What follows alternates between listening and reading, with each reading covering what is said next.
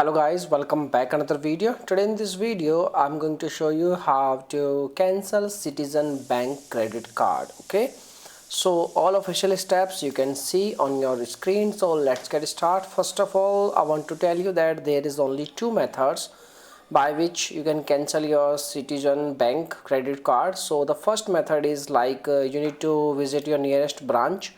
Over there you can cancel your credit card, or you can try this method like this. You need to dial this number, and the number you can see on your screen. This is the number. Hopefully you will see the number very clearly, and you need to dial this number.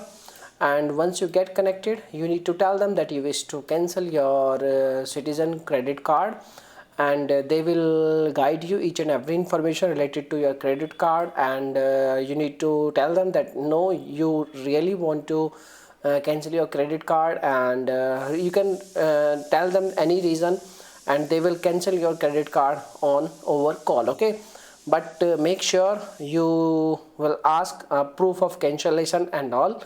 So this is the method by which you can cancel your Citizen credit card. Okay, so thanks for watching this video. Hopefully this video will helpful for you. Okay, so thanks for watching this video. Bye bye.